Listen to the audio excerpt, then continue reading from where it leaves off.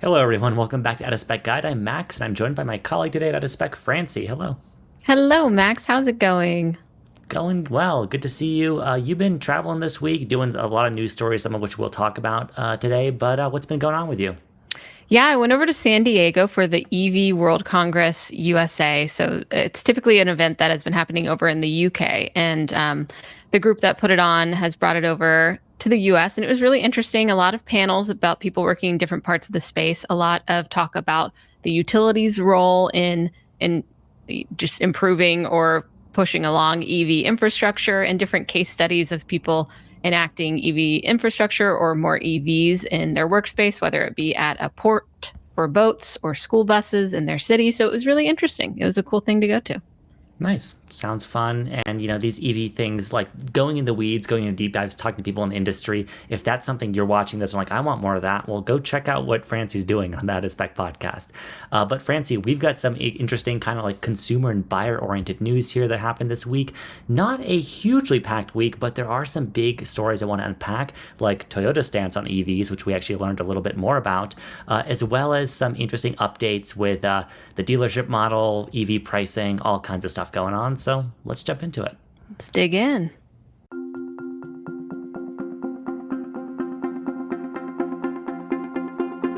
All right, so first off, Francie, let's recap what's been going on out of spec. So Kyle tested the Model 3 last week. His videos kind of came up over the past week. The refresh of this vehicle in Europe, it's now shipping to customers. Sounds like people are really enjoying it. You did a podcast with him too about the new suspension and the ride specifically in the Model 3, which, as I understand, is like a lot cushier, right? A lot cushier, fluid, floaty. I mean, it's a lot of quieter of a car. So it just seems like the whole experience within the EV now is more comfortable, I'd say. Quieter, softer. You don't feel all those bumps so abruptly, it seems like. So Kyle, said that he really likes that about the EV. And of course, I'd love to get in it and give it a go myself, but I haven't had the chance quite yet. Yeah. Have you been in a Model 3 or Y a lot? I've been in a good few Model 3s and a good few Model Ys, yes. Yeah, I And don't find the existing ones that comfortable. no, they're not that comfortable. If you're coming up on a bump in the road, you start to worry and you really try to avoid it, whether it's for, your tires or for, the jostle that you get. So I'm hoping this just seems to be like clearly something that they should improve, especially, if you're trying to just improve things, might as well make it more physically comfortable within the EV. Because, of course, they're good at software and efficiency and the infrastructure. So those other parts, I think, are really important to carry forward. Yeah, super important. They're focusing on what they need to improve, which I think is the ride and the quality. Of course, this is a Shanghai built vehicle, all the ones being delivered in Europe right now. So we'll have to see in the US, is it actually put together better? But it seems like the materials, other things are nicer in it. If people want to dig deeper into that, of course, they can see the episode you did with Kyle and Kyle's impressions on out of spec reviews. They even did some fun track testing. Totally not what this specific car was meant for, but they looks like they had some fun on the Nuremberg ring in Germany. Definitely. Another fun story I want to talk about. So went on Out of Spec Reviews. Jordan last week went to California to look at the Honda Motocompacto. I just love covering things like this, Francie, because this shows that like electric cars aren't like Hummer EV or even just multi-thousand-pound cars all the time. Electric technology makes a lot of sense for cool things like this, which is this is like a briefcase scooter sort of evolution of a concept Honda had explored earlier. It's just like a micro mobility thing. You can fold it up. It just seems fun to me. It does seem fun. Definitely micro mobility. It reminds me of those suitcases that have little motors in them now. I mean, maybe not a motor, but that you could drive around the Oh, airport where you can yeah. just kind of whip it out and take it somewhere. Of course, you probably wouldn't want to cruise on that for that long. But yeah, you're right. E-mobility is not just EVs. I think that we can and have electrified a lot of different forms of e-mobility to get us around that don't have to be the big, giant cars. And this looks like Jordan had a really fun time with this one. Yeah, so it's a super fun video. So if you're at all interested in this space, I mean, the Moto Compacto, it doesn't seem like a very comfortable ride, speaking of suspension, and it's kind of pricey for what it is, but I like seeing, especially Honda, a Japanese brand, we'll get more into this later in the video, them doing cool things with EVs, not necessarily the kind that have four wheels and we drive on the highway. Just fun to see that. Yeah. Francie, you covered this story in depth on the Out of Spec podcast. It came up super Yes. recently. But the dealership model with EVs always contentious, right? Because Tesla, Rivian, these brands are direct to consumer, and here you have most other legacy automakers still working with dealerships, many of whom have marked up supply. Now we're seeing EV inventory ease up for a lot of cars, but EV9, this 3-row electric SUV, has been a really anticipated vehicle. I got an early look at one in a studio. I haven't driven it, but a lot of people I know are excited about this car as an affordable 3-row SUV. And it sounds like Kia is telling dealers, hey, try not to mark this one up. Yes, they requested that dealers not mark up the EV9. They cited that the EV9 customers will be a very essential customer to Kia. And of course, it's dealers can do what they want to do. They can mark up the MSRP, but it's interesting to see this request come from Kia. And I think a lot of people are in favor because EVs, of course, have the just because markups a lot of the time, just because the demand is pretty high and the supply has been pretty low. And so, yeah, I go into more of that on the podcast, but that's essentially what's happening. And we'll just have to see how dealers respond to this because it's a great way to, promote their profitability within the dealership. So it's pretty enticing to mark up an EV that people are excited about and that is, going to be of high demand. Yeah, I think it's important. It's easy to villainize dealers, but like people can understand why dealers do this. That's an easy way for them to make money in an in-demand vehicle. We'll have to see how much teeth there is to like Kia's remarks here, because I got to be honest, I don't see this necessarily meaning we're going to see EV9 at MSRP or below. I still think we're going to see markups, but interesting that they're taking it more seriously. Mm-hmm. Yeah, pretty interesting story. Yeah, next up, Francie, speaking of vehicles people can buy right now or imminently coming out, the Volvo C40 and the XC40 Recharge, two vehicles that I like a lot. I actually drive a Polestar 2, which is derived from these vehicles, but basically these got updates for the 2024 model year. They're more efficient, they get a little bit more range. There is a rear-wheel drive now, single motor option that gets a lot of range now. So pricing, it's not much cheaper. It's just basically more efficient. It's a better XC40 and C40 Recharge. What are your thoughts, Francie, on just these kind of iterative EV updates like this? I think it's interesting. It's kind of like the iterative iPhone updates that we see a little bit, where it's like, another model with not too similar, a little bit more expensive, and hopefully some upgrades. So I do think that this Volvo has been doing an interesting job with their EVs, and that this is an offering that a lot of people, as long as it's in their price range, it can be like a really good family car, commuter car. And I do like how it looks as well. So I think it's great to continue to capitalize on the work that they've done. And I think it's a pretty good option. Of course, I like to continue to see improvements. It's just the scale at which they improve, large scale, small scale, little incremental changes, or maybe making those big changes. That's what I really like to pay attention to. Yeah, no, it's always nice to see. I mean, we make big progress by making small steps. Many people are, I think, more excited by the upcoming EX30 and EX90, Volvo's like ground up EV products. But these, I think, have been like surprisingly decent sellers. Volvo's EV sales, there's been some other news this week we don't have to get too deep into, but they did well in October. So Volvo is doing increasingly well with EVs. And these, I should mention, no tax credit eligibility for the US buyers. They're still vehicles imported from China where they're built. However, you can get the commercial credit through that lease loophole, which you may be familiar with. So these might be nice lease vehicles. But yeah, XC40, C40 Recharge, not the most exciting vehicles on the planet, but they could use some efficiency improvements. I'm glad to see that. Yes. Francie, I talked about this on the podcast, but we got to talk about Equinox EV. Everyone's been looking forward to it as like the Bolt successor, affordable EV. GM initially out the gate said $30,000 starting price. Everyone, I think, immediately kind of was like, okay, that's compelling, but believe it when I see it. Well, we now have the details on it. Sounds like it's more expensive, and it does have good range, but it's also delayed. More expensive trims are coming to market first. I think this was a little disappointing, but maybe not necessarily surprising for people to see, okay, well, the initial announcements from the automaker are different than what's actually happening. I think that's just kind of, it can be a standard in this space because they have to actually do it. And then, of course, see how much it costs them and react accordingly. And things change from when concept ideas or announcements come out to when they're actually all the production and launching of the vehicle onto the road starts to happen. So I think a lot of people are excited about this EV, but I hope that this news doesn't put a huge damper on it with the $5,000 increase and a bit of changes, but I guess we'll have to see. Yeah, I think the even more disappointing than like the price is just the fact that it's been officially delayed further. But it sounds like GM, Ford, a lot of American automakers having anxiety about EVs are saying, Hmm. let's focus on what's profitable first for us. We've got to survive. They seem to be having some cold feet. There's a lot of industry news in that direction that I'm sure will be the kind of thing you're covering on the podcast. Just a lot of stories I'm hearing right now about manufacturers getting cold feet with EVs and struggling to make a profit. Yeah, I think that that is definitely a trend in the space right now. Apprehension, making sure that they're spending things on, I mean, basically initiatives that won't put them too far in the red. So, Yeah. unfortunately, that's the EV space a lot of the time. Yep.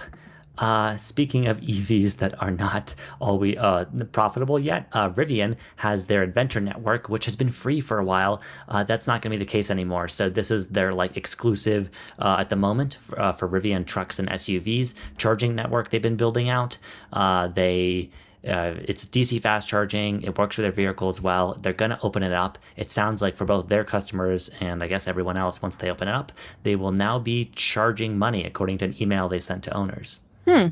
Yeah, I mean, I guess I'm not super surprised because it's a lot to have a whole, I mean, their network isn't huge, but yeah, to provide all of that for free, differences in what they're paying for that electricity and all of that, it seemed like it would definitely be an awesome thing to take advantage of when, if you're like an early adopter of a Rivian, like a thank you from Rivian kind of. But as they've grown, they have costs. And Misco Electric was also on the podcast recently talking about her R1T with the Max Pack, and she had mentioned, she waited, she put in the order ahead of time, and then, like a year or so later, finally got her R1T, but just as they're making the network not free. So she didn't really get to enjoy that perk.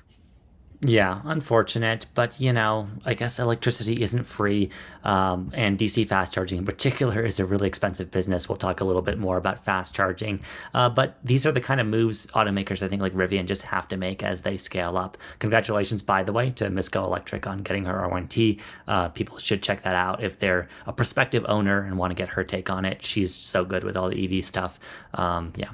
She really is. Next up, Francie, you covered this on the podcast too in detail, but Subaru is the latest automaker to basically say, okay, we're going to put a Tesla port on our vehicles, and starting in 2025, we also will have adapters available for, I guess, right at the moment, the Subaru Solterra and their upcoming products so that their customers can charge on Tesla superchargers. Yeah, exactly. They, of course, only have the Subaru Solterra out right now, which had apparently their best month this past month when they came out with their quarter three reports. And that's great. I mean, it's not a hugely crazy best-selling EV, and it's the only one on the market. So what's interesting is that they're like, yeah, future BEVs will have NACS. Certain BEVs will have NACS, and but we're not really sure exactly what they're going to come out with next. Of course, they partnered with Toyota for the Solterra, which is the cousin of the BZ4X. But we'll just have to see kind of what moves they make after the bit of trouble that they ran into with the production of those EVs when they had problems with the wheels. So I think people weren't really like, oh my gosh, this is juicy news because it's Subaru and they have one EV, but it's still just a point to, okay, this is really happening again and again. It's proven true. We're going NACS in North America. Yeah, it's kind of just yet another nail in the coffin there of CCS. So NACS is everywhere now, as that Tesla format. And like you said, Francie, there's a lot of it's not exciting to us EV nerds in the space that Subaru is announcing this, and yet the Subaru brand has so much cachet. They're doing well in sales overall. It just Solterra, right, is like this. Electric article says, right, 1.2% of their sales at the moment. And here we were just talking about Volvo. I think EVs are 17%, like close to a fifth of their sales at the moment. So Subaru has a long way to go with EVs. They are saying, though, more models to come, more crossovers, more SUVs. That's what a lot of people are buying. Exactly. It'll be interesting to see what comes from Subaru. I know, we'll have to stay tuned. A lot of people do love their Subarus, electric or not. I think most people like the ones that aren't electric at the moment. But Francie, here's some interesting news I think you might have a cool take on. EVgo has this new plan for prefab chargers, like, the way like in the olden days you could get like prefab homes from Sears, and I think you can still do that. But DC fast chargers can also be prefabbed to basically install them on sites and reduce costs and cut the time, because this is a big issue. Like between permitting and bureaucracy and all those other things, this doesn't address that, but it addresses the technical logistics of, charging infrastructure, which we need to expand in the US, making that a bit more efficient. It's a cool thing they're doing here. It's very cool. Yeah, I have experience having worked with EVgo that they're really efficient on the ground. They're able to deploy these charging stations because they have over a decade of experience and learning, and great teams in charge of it very quickly. Of course, being able to enhance that process of actually getting the hardware into the ground is awesome. So these prefabbed ways of going about things, I'm sure it came with after a lot of collaboration with the manufacturer and everything that took a lot of work. And so I'm glad to see that they're launching it. And they can get up a site really quickly. The only thing that really takes that much time is working with the utilities, which is something we heard about at the EV World Congress event that I was in. That was basically the takeaway from everyone was talk to your utilities early and often when you're putting in infrastructure. But still, utilities just moves at its own pace. It is a regulated market. That means that Tesla, whoever it is, CPO, EVgo, putting it in, they have to work with a regulated market and the utilities on their schedule. So hopefully this can speed up all the parts that EVgo can control. And then there's still that part that is usually why you might see a site that sits there for maybe not from EVgo, but like from any charge point provider that is a site that looks like it should be up and running, but it's not. It's not online, usually because there's something about getting the electricity there, or maybe there's something about ADA compliance or whatever, but it's not usually because the hardware is taking a while to get there, which is a good thing, but it does point to the other complications in that part of the industry. Yeah, super interesting. I mean, I'm not surprised those bottlenecks exist, but that's like a good explanation for it, because I've often wondered looking at those. I'm like, what's going on here? Like they've got the posts here, they've got the charging hardware. This prefab should save time there, but we still have these other bottlenecks to expect. Nonetheless, this kind of approach looks like they're going to start launching with the first station going up in February of next year. So yeah, they're moving, like you said, as quickly as they can, doing the best they can. And I agree with you, ADA regulations, compliance. I mean, yeah, you're dealing with high power stuff here. It's going to be slow going, but hopefully the utilities get a bit more ants in their pants around this, given how dire infrastructure in the US for fast charging is. Mm-hmm. Now, more on charging, Francie. Mercedes has announced a partnership with ChargePoint, I think at the beginning of this year. Well, there's some more news. They're partnering with the owner of shopping malls here to basically provide kind of a retail therapy experience to their customers with Simon. So they're going to have 55 charging hubs in the US that are going to be like, potentially have canopies, really comfortable and connected with high-end retail, which makes sense to me. Yeah, definitely makes sense. I think that there are a lot of things that are changing in this industry where we have a lot of chargers that are outside of a Walmart or a shopping center. But what's most important is that you're going to have to spend a little bit of time when you're charging. So the more and more options where you can really do something else instead of just sit in your car, I think that's great. It'll be interesting to see how Mercedes is able to roll out this network and how well it goes. I mean, I know they have some experience in this, but yeah, it's definitely like a Mercedes approach. I'd say it's on brand, retail therapy, get some luxury goods while you're charging your luxury car. Yeah, no, makes sense for their customers much more than the Walmart and the Targets that we see so often now.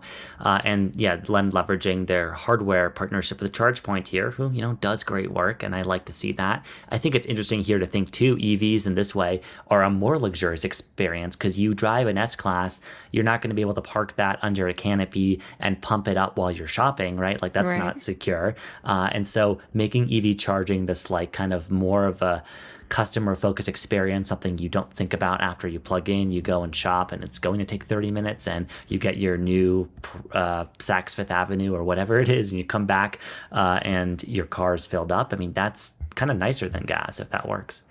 Yeah, I completely agree. I think that there are definitely going to be more and more improvements, at least hopefully, in the infrastructure that's put in with canopies, lighting, just more amenities, not just, hey, let's put up the charger because we need to, but really thinking about the experience at the charger. And this looks like something we can take away. Of course, with those EVgo Pilot Flying J stations, they look like truck stops. They have the amenities of truck stops. So let's keep moving in that direction, I say. Yeah, why not have both? You're going to have convenient utilities with convenience stores and truck stops. And then for the Mercedes and maybe eventually Lucid customers, there will be things like this. By the way, these are going to have dual CCS and NACS plugs. So Mercedes, right, being one of those partners of Tesla now, here's also the way we're going with charging. Both CCS and NACS are existing in harmony, which I think will be the case for the next few years to come. Mm-hmm. Next up, Francie, let's just talk about this. I don't want to get into overly speculative stuff on these roundups, but I think this is super interesting. We talked a bit about Subaru being behind in EVs and their partnership with Toyota. Well, Toyota has been so stubborn about EVs, basically saying we're not going to be as aggressive as the rest of the auto industry. We're going to go our own course, build our hybrids, which people love. And, they've also at the same time promised these super high mile range EVs that seem far away. But Inside EV's editor-in-chief, Patrick George, went to Japan, talked to them, and I thought it was super interesting, this article. People should read it in depth if they're curious. But Francie, I'm just think it's interesting, their approach here. They're saying, okay, 620-mile range, I see that as an EV nerd. I roll my eyes because it's like, okay, like how are you doing that? Mm-hmm. They say, we're going to make the vehicles more efficient. We're going to simplify things. It's not going to be big batteries the way, things like the Hummer EV and the Cadillac Escalade are in the US. And this seems like a very pragmatic, very Toyota way of doing things. I don't want to give this too much promise because Toyota has also been a brand that has, been so conservative on EVs to the point of making promises that are years out, never even delivering on those, and then continuing to badmouth battery electric cars. This brand is just, they have so much loyalty. People love their products, and yet I'm so conflicted about their stance on EVs. But that's enough of me rambling, Francie. What do you think of Toyota and their take on EVs with stuff like this? I definitely think Toyota does get flack because they haven't moved as very dramatically EV as other brands. They're still, like you said, sticking to the hybrid and to the ICE models that they make, and they haven't really innovated on the EV platform. So I think that can be frustrating for people because they're like, Toyota, what are you doing? Why are you doing that? But it's also interesting because Toyota's sticking to their guns when you see a lot of moving in the same direction here. So I'm not necessarily frustrated by it, but I do, obviously we take this with caution. The technology, we don't even know exactly how they're going to do it, right? And how it's going to be scaled. So I think it's interesting that they're putting out this image of what they want to do in the future, but it's also, let's back it up. Let's have something that we can see, why all the ideation or the talk about the future when things need to be delivered to the market as soon as possible. Yeah, that's a great point to make, right? The distinction between high-minded concepts and talking about these things and delivering them to market, bringing that proof. I'm most encouraged here by their talk about, not to get too nerdy into it, batteries, but they've been talking for a while about, solid-state batteries that can achieve these, radical gains in energy density. But here they are also talking about more conventional lithium-ion cells that will be iteratively better. Toyota calls them next generation, that would come out as soon as 2026 with this Lexus sports car concept they showed off, potentially, big potential there, as well as LFP, which is a very exciting, also cheaper battery technology we've seen been adopted by Tesla, Rivian, a bunch of Chinese brands. So it's exciting, I think, to see them taking it seriously and seemingly having a pragmatic approach here that at the same time is less closed off to the possibility of EVs and at least a little more concrete. That's true. That's a good point there. We're seeing something from them in terms of the EV space. Yeah, which is better than nothing, for sure. Yes. But thanks so much for joining me on this one, Francie, to talk about all the kind of EV news, both the buyer stuff and some of the forward-looking future stuff. Please let us know how you want us to kind of refine and work on this format in the future. Again, if you want to see these topics explored in depth and more stuff like that, check out what Francie does on the Out-of-Spec podcast. And all the Out-of-Spec channels are there for your enjoyment. But here, we try to keep things simple, break them down for you, and do our best job at that. So if you know how I can do that better or have suggestions, please do let me know. Thanks again, Francie, for joining me this week. Thanks for having me. It was a great time. Yeah, see you in the next one. Bye.